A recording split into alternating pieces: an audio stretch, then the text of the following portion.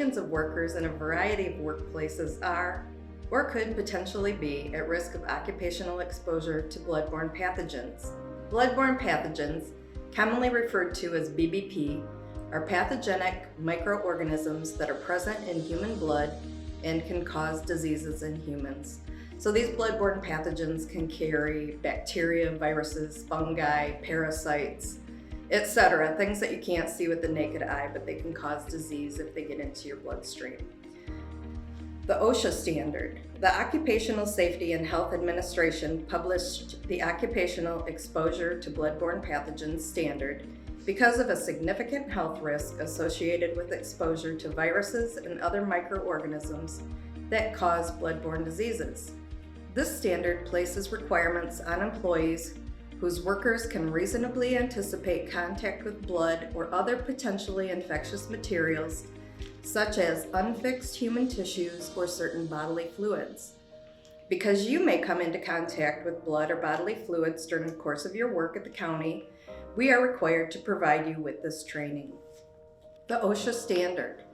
Its requirements address items such as exposure control plans, universal precautions, engineering and work practice controls, personal protective equipment such as gloves and goggles, housekeeping, laboratories, hepatitis B vaccine, which is available at no charge to you through the health department, post-exposure follow-up, hazard communication, training, and record keeping. The OSHA standard also requires that your employer have an exposure control plan.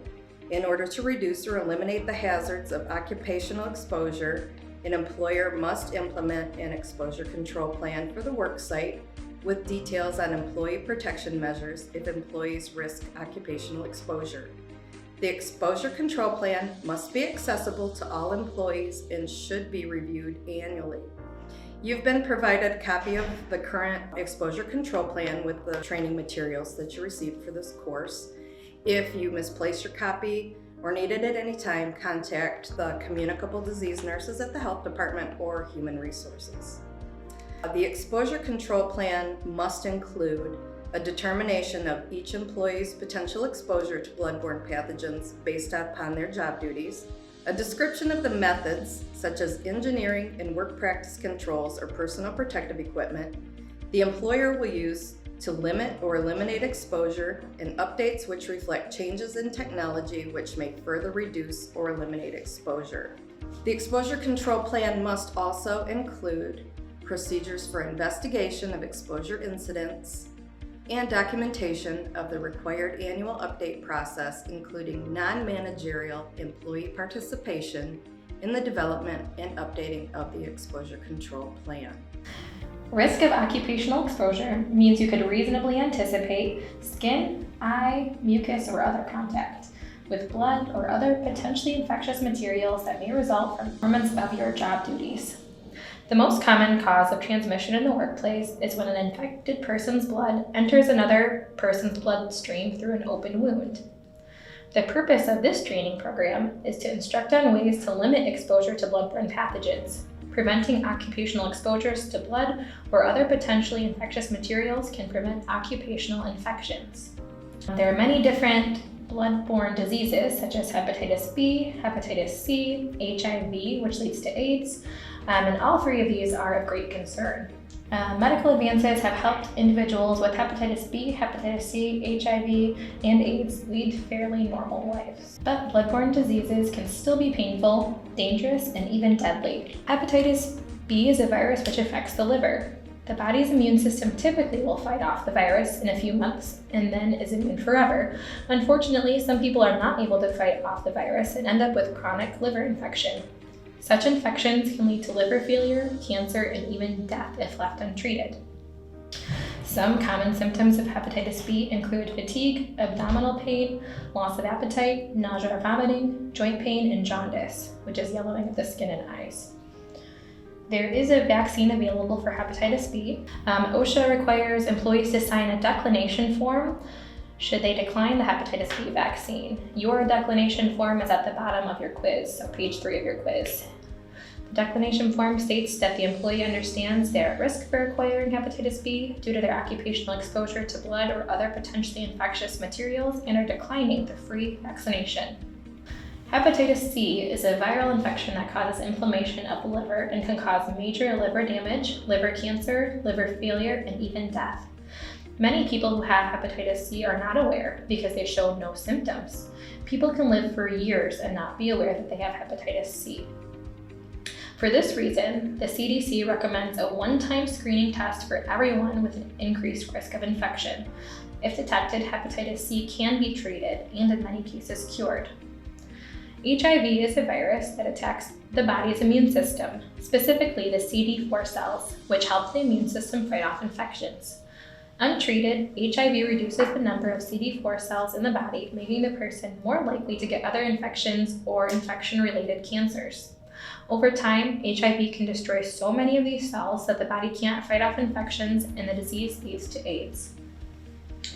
Symptoms of HIV, which usually occur 2 to 4 weeks after infection, mimic flu-like illness and may include fever, chills, rash, night sweats, muscle aches, sore throat, fatigue, swollen lymph nodes, and mouth ulcers.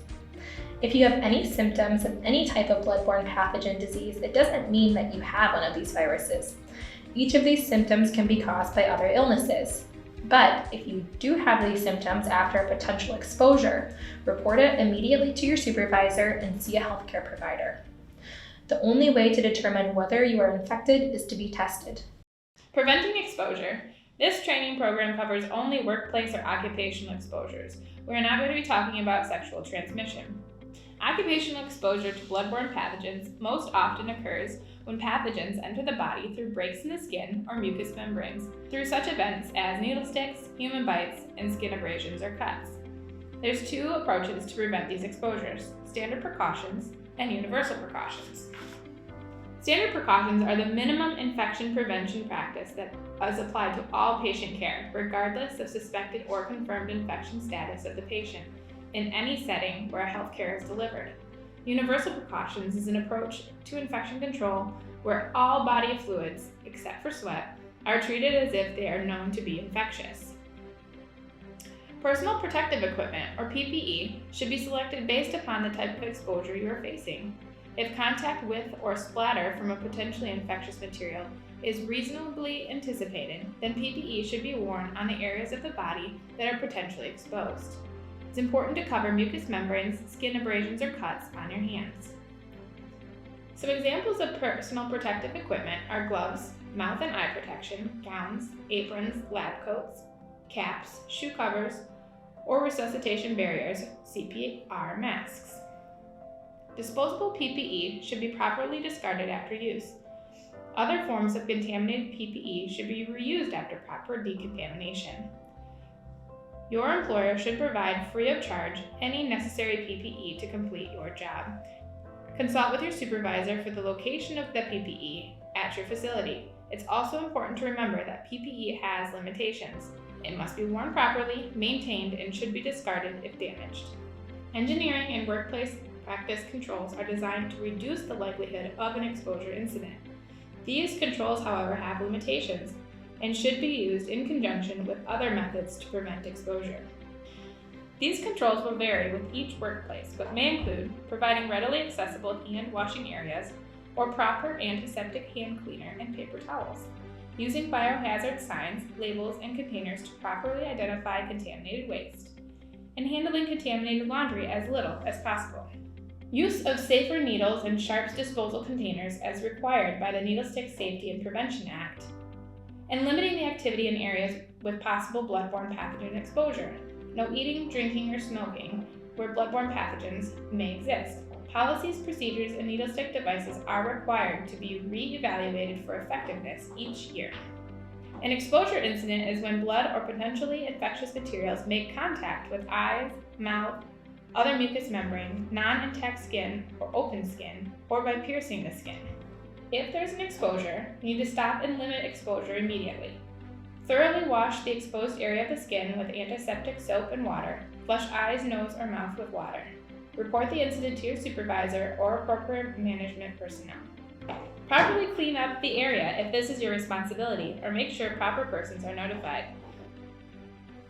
Steps for cleanup include make sure you are wearing proper PPE containing spill using absorbent barriers, removing used absorbent barriers, disinfecting the area, disposing of contaminated materials into properly marked containers, and discarding or decontaminating the PPE. It's also important that you complete an incident report that describes the incident, including the route of exposure, and identify the source individual, if known. As a result of this exposure incident, your blood should be tested for diseases, and the test results should be discussed with you. Appropriate treatment options will also be recommended by a healthcare professional, and your employer will be notified of certain information. The source individual's blood may also be collected and tested if consent is received. All associated expenses are to be paid by the employer, and the employee has the right to complete confidentiality in all results and treatments. You will have an opportunity to receive the hepatitis B vaccine if you had previously declined it. OSHA's Bloodborne Pathogen Standard requires employers to provide information and training to workers. Employers must ensure their workers receive regular training that covers all elements of standards, including but not limited to information on bloodborne pathogens and diseases, methods used to control occupational exposure, including the hepatitis B vaccine, a medical evaluation, including post-exposure follow-up procedures. The employers must offer this training on initial assignment, at least annually thereafter, and when new or modified tasks or procedures affect a worker's risk of occupational exposure.